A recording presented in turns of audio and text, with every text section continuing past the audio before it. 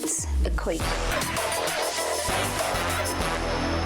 Good morning, welcome to It's a Quake, a youth podcast by Namibia Media Trust. This is a platform where we, the youth, take charge of our own issues, growth and development by engaging with industry leaders and experts and, just diving in and talking about things that are really, really, really important to us, the youth. And this is the 5th episode of this podcast. My name is Paul, your host, and I'm so excited to be here. Social media and phones, probably one of the best things that have happened to us as young people. It's given us access to so many things. We can engage with friends all the way in Canada while we're in Namibia, but it's also introduced us to some things that are very, very bad in terms of cyberbullying, racial slurs, fake news. The list is endless. But today I'm excited to be joined by two young and powerful women. They're going to help me unpack cyberbullying. I'm talking about the Deputy Minister of ICT, Ms. Emma Theofelus. Today I'm just going to talk to us, Emma. So I got permission. Right. Good morning. How are you doing, Emma? Very good. Thank you for having me. Oh, it's a pleasure. And I'm also joined by Anné Otto. How are you doing? I'm good, thanks. How are you? I'm doing great. Now, obviously, today's issue, you're part of the ICT ministry, and this is something very important. I'm sure it's questions that we come across a lot. What do you think about when you hear the term cyberbullying? Well, cyberbullying, when I hear about it, it's just simply bullying. It's just happening on a different platform. It's happening on social media. It's happening through messaging. It's happening on mobile phones, via text, and so on. And it's repeated behavior, meant to shame, meant to scar, meant to threaten, and make the other person feel less than, more or less like how bullying happens in person. So it just happens on digital platforms that, where people really are not interacting face to face, but the harm is still the same because it is bullying at the end of the day. Yeah, that is right. And have you also experienced cyberbullying of any form? Care to share? I actually I took part in Miss Namibia 2018. And it's actually, whenever a picture is posted on Facebook, people are so, I wanted to say greedy to comment something on it. And it's actually, sometimes it saddens me to see the rude things people are able or willing to comment on another person's Facebook or picture or whatever it is you shared on a social media platform. So yes, definitely. Now the next question is probably going to apply to you, because I'm going to ask, Emma, in terms of what are the consequences? We've talked about bullying just on a different platform, but what are some of the consequences that come with cyberbullying? Yeah, so the consequences and effects are, of course, can affect someone's self-esteem. Their mental, physical, emotional effects are all lumped together, because the problem with cyberbullying is that it has a digital footprint. If someone says something to you today, you could forget it in a few years or a few days, a few months. But with cyberbullying, it's online, it's there for ages and ages. And that repeated behavior could make a person feel less than, make them, stop loving the things they love to do or say, or show the world what, who they really are. And that's very sad, because then it limits, your authentic self. Yeah. And that should not be permitted. Well, that's nicely said. Now, you just mentioned that you received some of this cyberbullying as well when you took part in Miss Namibia about 3 years ago. Now, we've seen this happening in Namibia a lot, call it NAM Twitter or even on Facebook, where, individuals, probably like yourself, artists and so on and so forth, are even scared to express themselves because people come for them and they say, talk about your outfit, talk about this. Now, do you think we encourage this kind of behavior by probably laughing or engaging or retweeting? What do you think is probably the root cause of? I think most definitely we encourage it indirectly and subconsciously, because people are, the more you retweet, the more thug you are, the more cooler you are. And I think people are not always conscious about what they're actually sharing and what they're actually saying on social media. And it's also because there is no consequences of you sharing. You're just free to share and talk and say whatever it is you feel like saying. And you're not always, it's usually like an artist or a public figure or somebody you don't actually directly know. So it's easy to just comment something or say something because you're not directly connected to that person. You're not directly in tune with what those consequences are. So I think definitely. Paul and Anne, platforms like that, it's like she said, it's really scary to see the lows that people are willing to go to say mean and degrading stuff. But it's also so scary to see people who have actually been cyberbullied in one way or another also take part in the activities. Yeah. You know, one would expect that if all of us in some way or another experience this, you know, you would want to, you know, step back and not comment, share, and especially the sharing. I mean, if something is degrading another person, you sharing it is making it, you know, giving it more audience and more traction. Why would you do something like that? And the consequences, truly, I know tech companies are really trying their best to, you know, mute certain words, you know, and by reporting certain posts, they're taken down. But it's so widespread, really. It now falls on the people who are using the platforms, that although you have the freedom of speech and the freedom to express yourself, it is metered. It is within bounds, because we all have rights. I also have a right not to be harassed. Yeah. You know, your right doesn't override mine. So it's just that knowledge, really, for people to understand that it's a community, and it might look like you're threatening me today, but you could lose a job tomorrow because of the things you've said. That is true. You know, truly, it's something that all of us individually need to have conscious about every time we interact online. You're right. Now, something that you mentioned that's very important there, of how somebody feels that they, when you've been attacked before, then you get back and engage in the act yourself. But I guess it could be attributed to a loss of self-esteem, you know, which is very. You probably when you were receiving those things back then, how did you feel? You know, did you feel that you're not confident enough to come outside, or you're hiding from people? Yeah, it's hard, because you get that you enter something, and it's not technically it was not always a beauty pageant. It could be whatever, but when you into something like that, you're like, yes, I could do this. I think I'm right. I have the right mindset. I have the qualities or the skills that's needed. And then when somebody says that to you, it's what people also don't realize is I can go back and I read that comment 5 to 6 to 10 times a day, and that is what brings in that doubt, that creeps in. You know, maybe that person is right. Maybe I do not have the right body type. Maybe I am a bit fat. Maybe I do not have the right skills. Maybe my hair is not too long. Maybe it's too short. I think it's what makes cyberbullying for me worse than just normal bullying is the fact that you can go back to it. You can go back and you can reread that comment, and you can reread that negativity. You can literally, you make it part of yourself, and it's just that overthinking thing that we as humans do. It just starts to creep in, and you don't have control over that. Yeah, I've been cyberbullied before you actually jump in, and I was about to ask Emma something here.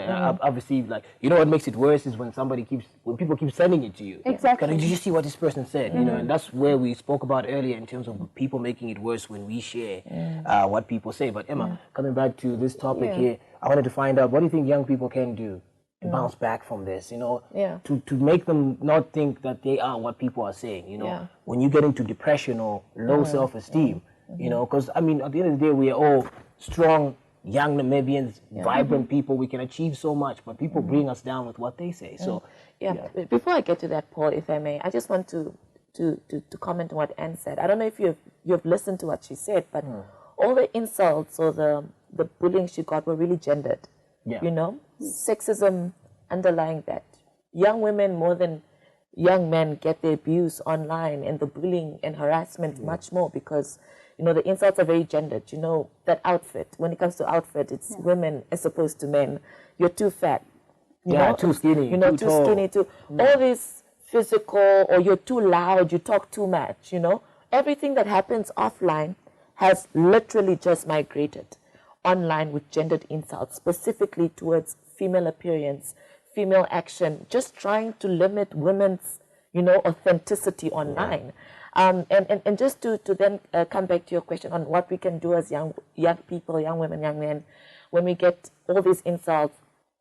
I've made it very, in my own experience, I've made it very, you know, common to just limit my time online to certain times.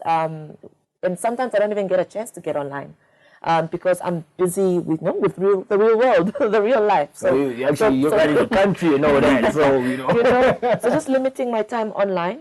But also, if I constantly have someone who I see they're not trying to raise an issue, and I'm a public figure. So if someone is asking a genuine question, they want information, they want clarity, they don't understand, and if it's in a respectful manner, I don't have a problem responding. But if I see that this really is not authentic, it's coming from a place, you know, of hate. And, you know, I block. I mute, I block. Thank you. I was just and we move on, because Yeah. if you want to, if I don't set up the boundaries, Paul, this person will constantly come at me, because they can't control themselves and the way they behave. So I need to put up the boundaries to protect myself and protect the experience I want to have online. I will not go off social media. Some people can also have the choice to just delete the apps and go off social media. Yeah. I won't go off social media because it's part of your work. yes, well, you know? I truly believe it's a platform that I can, share information, I can interact and get ideas on how I can make my job better, influence. Because I'm a young person, I have a responsibility I take very seriously. But I'm going to set up the boundaries, and I'm not going to let anyone, hate on me for setting up those boundaries. I'm going to protect myself and my sanity. Well said. Yeah. Absolutely passionate about that. I like that. Have you used the block button recently? Oh, yes. I like that. Yes, it's just like, most of people always say, just don't let the negativity get to you. Just don't let it get to you. But I think it's much harder than, it's easier said than done. I was about to say that statement. And yeah, that's like, it's just like the minister said, it's just, you should limit what you see, limit who you allow on your Facebook as well. Because I don't think we always, my dad always says to me, you can't be mad about somebody commenting on a photo or on a post or something. That you should look at your privacy settings, look at the way you engage them and encourage them to comment on your things and your posts and your shares. All right. Now, before we even get to blocking, there's a problem where you've already read the comment. Now, when you look at the way the situation is around the world, I watch a lot of football. And football players have been getting a lot of racist slurs recently online, and there's an issue here that people have been talking about, especially when I watch like things like Sky Sports News, in terms of why does a platform like Instagram probably flag a COVID-19 post, but not flag cyberbullying, a racial slur, something, because when you post something that's related to COVID and you want to mislead the public, it already says for the vaccine, so on and so forth, check this link. Now, there's been a lot of protests around the world. Now, do you think that social media platforms like Instagram, Facebook, and Twitter are doing enough to probably protect not just public figures, but also individuals from receiving racial slurs or cyberbullying? Do you think they're actually doing enough, apart from blocking people? I think there's probably more that can be done. No, I do think there's more that can be done. Like you said, the algorithm was set up in a way in this time of COVID to try to limit fake news and fake information. Yeah. But that has not been apportioned to racial and gendered insults. And that's probably because there aren't enough, black people in setting up the algorithm to actually see that this is a problem, because they're not experiencing it. Or there aren't enough women setting up the algorithms and applying it to the social media platform to try to limit it. And that is why we need to get a diverse community of people onto the development of social media platforms and the way they work. And we need to constantly ask for them to change the way it operates, so that all of us are protected in our diversity, because we cannot, continue this way. Would you like to see something like that? Where if somebody posts something before you even see it, it's gone? I would love that. I can use an example. Just the other day, you have the option to report something on Facebook, but I'm not sure in Instagram, but I know in Facebook you could. And I actually reported something that I thought was not appropriate in a cultural way towards somebody else. It was actually one of my best friends. And Facebook reviewed it, and it came back and it said it's not offensive, it's not discriminatory. And I was really offended by this, because she's a black lady and she's my best friend, and I wanted to protect her against her even seeing this. And then Facebook actually limited me in protecting my best friend, and I was very upset about that. So I think they could definitely do more in that instance. Yes. Okay. Now, when we started the show, obviously we mentioned that the Deputy Minister is also a lawyer. So we're going to get to what the law says in Namibia. What does it really say when it comes to cyberbullying? I think as young people, maybe even just generally the public, probably don't know anything about that. Yeah. So laws around cyberbullying are still in development all over the world, because, of course, now social media platforms are becoming more used by everyone. But in Namibia, we have the Communications Act of 2009. But in 2009, social media wasn't so widespread in Namibia. So like MySpace. So it has a little bit to try to prosecute, actually, if you report an instance where someone uploads your image without your permission, or a video, especially around revenge porn that has been happening a few times in the country, that particular section of the Act could protect you. But fortunately, the current laws around general harassment in real life or bullying in real life also still apply.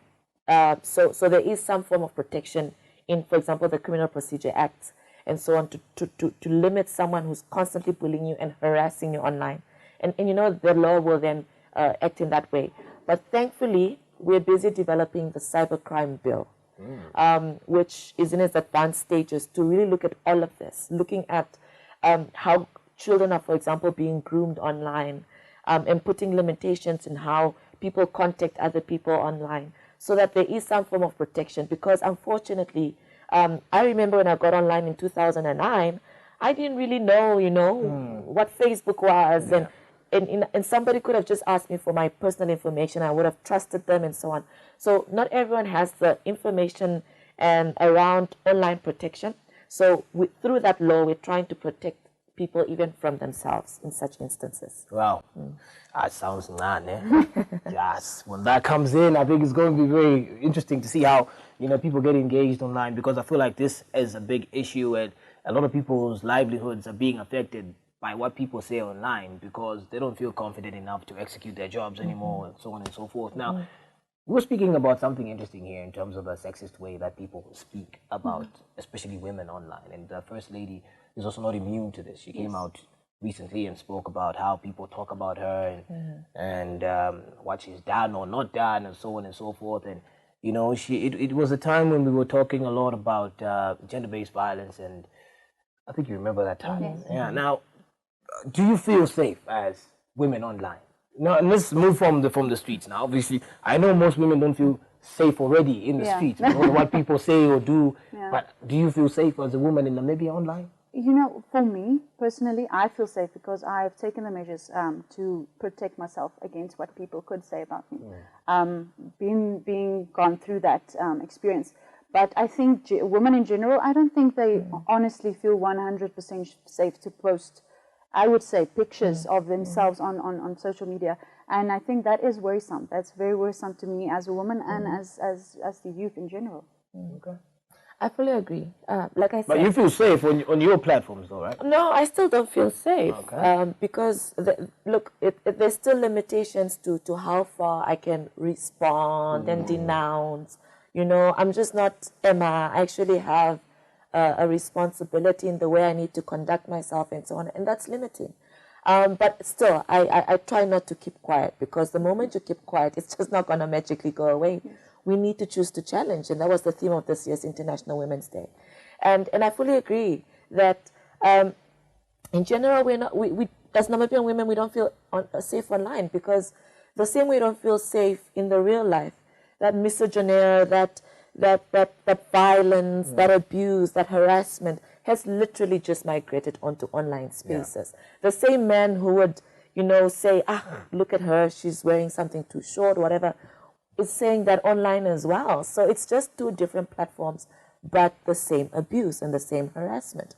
So we need to address it on both in real life, offline and online. All right. Wow. Very informative. If you're just joining us, we're coming to the end of this podcast, and I've learned quite a lot, I must say.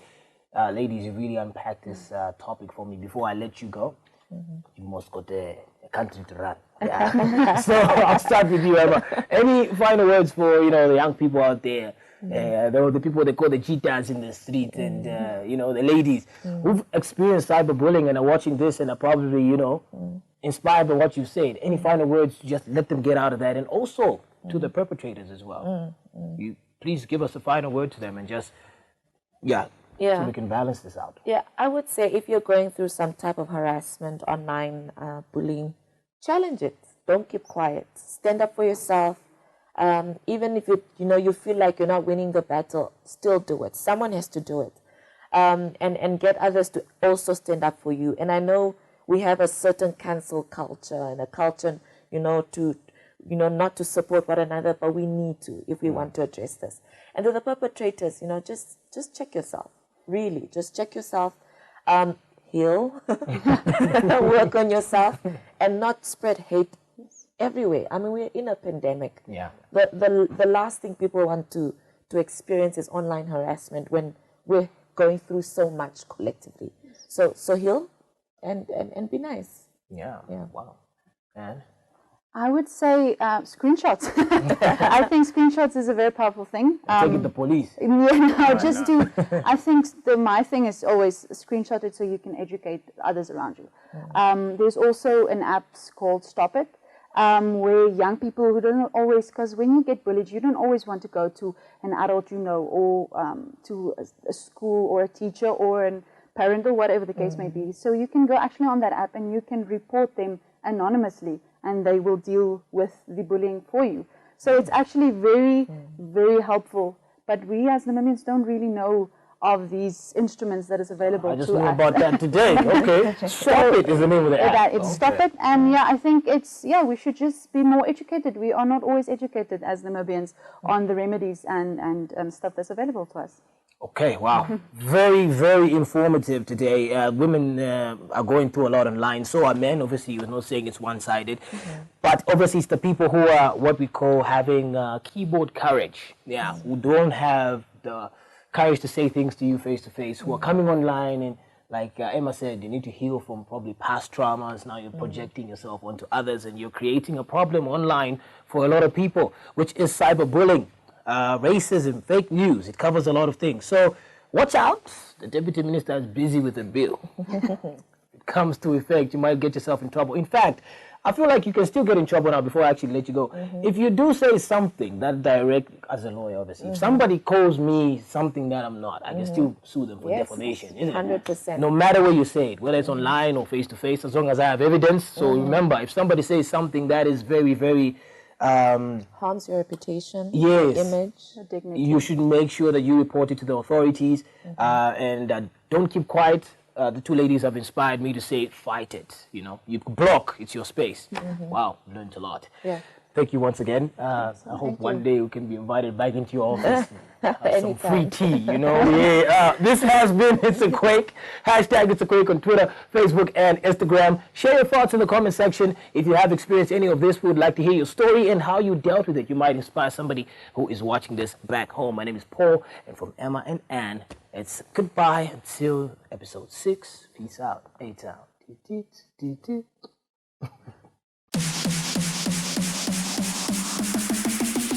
It's a Quake.